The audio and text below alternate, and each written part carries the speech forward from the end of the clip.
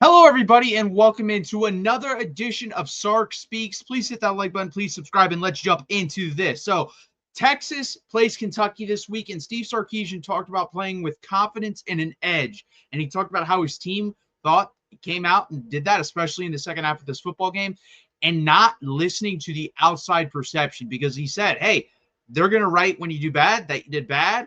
They're going to write when you do good that you do good. If you stay focused and do your job, it doesn't matter what they write because they're going to write it anyways. It really does not matter. The perception is going to change. It's, not just about Arch, it's about the football team in general.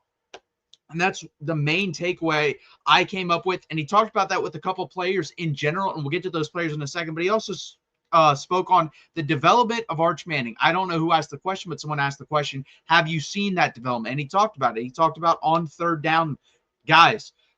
Arch Manning was 11 of 12 passing on third down. Now, did they all, turn into first down conversions? No, they didn't. But there's one in particular, all these penalties have happened. Negative plays again in the second half. 3rd and 19. Arch Manning threw an absolute laser to Ryan Wingo on a deep dig route or deep curl route. And guess what? That resulted in 15 yards, which resulted in a field goal, which resulted in points on the board. And it's one of those things where I think Arch Manning is understanding what is being asked of him. I also think Steve Sarkisian has blended his offense to, meet what Arch Manning is good at, which you should do as a good football coach. And I believe Steve Sarkisian is a good football coach. The average depth of target came down quite a bit. I think it was like 4.8. Now, does that need to be higher? I do. I think you have to live in the 5.5 to 7.5 range. I think if we're talking that range, we're good. So bring it up a little bit, but not too much. I'd rather have that, though, than what I saw versus Florida, where your average depth of target's like 10 plus yards. That's ridiculous. Cannot happen. Cannot have that happen. Keeping his eyes up. That's one thing that a lot of young quarterbacks struggle with. When they get pressure, when they're getting hit, they automatically, after the first read, they feel any sort of pressure, eyes down, try to run. He is moving around, keeping his eyes up. Even when he's flush from the pocket, he's keeping his eyes up. And the wide receivers are finding themselves in scramble drills and finding themselves open now in scramble drills. I think that was part of the issue early on, too. These wide receivers weren't used to that with Quinn Ewers. That is not a part of Quinn Ewers' game, which is extending plays.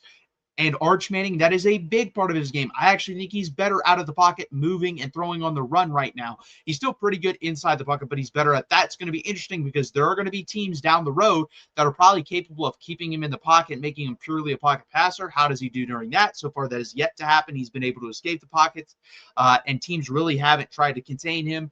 I think they're going to do that because he's gotten really good outside the pocket. And the wide receivers are starting to get on par and as good as he is outside the pocket. So something to keep an eye on.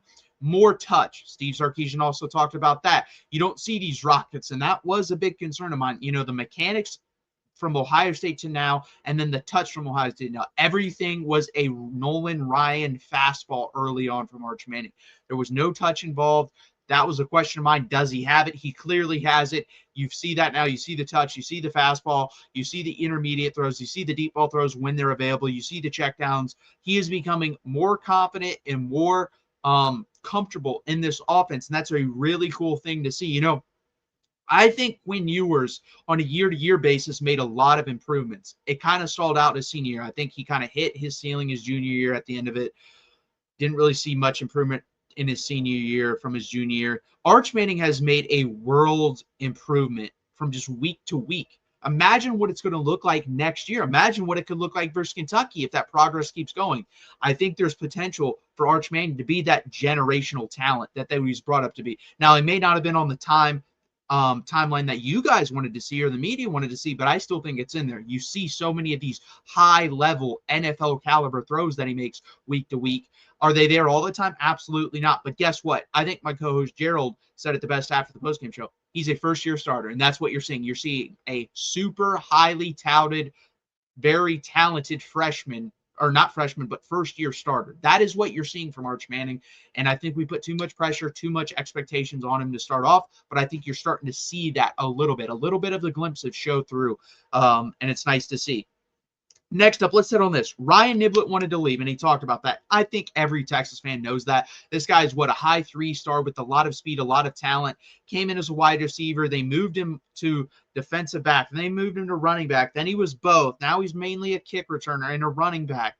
And as someone that comes into a program like Texas, you think you have this plan for yourself. You have this expectation for yourself. Hey, I might sit a year, but year 2, yeah, I'm really going to pop off. I might sit 2 years, but year 3, I'm going to pop off. And Ryan Niblett really hasn't been given the opportunity, whether that's because of the talent in front of him or Steve Sarkisian just doesn't believe he's as good as, what he recruited out of high school. I don't know, but you saw the burst. You saw the I can't even say the word explosiveness. I was going to say explosivity. I don't think that's a word. It's not. Explosiveness from Ryan Niblett.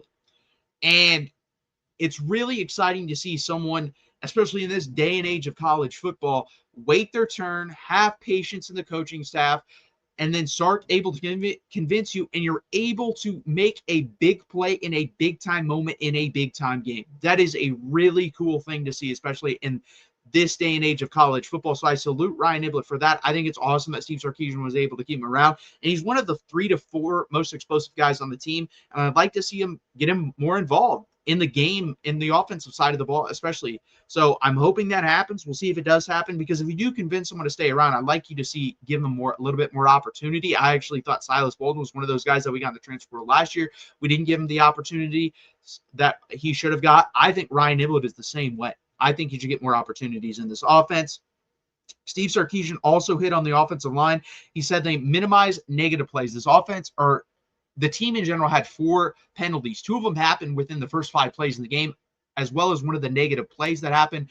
They were both on, all 3 were on Nick Brooks, and he settled in the game very nicely. I thought the offensive line did a really good job negating penalties and negating negative plays after the first couple series.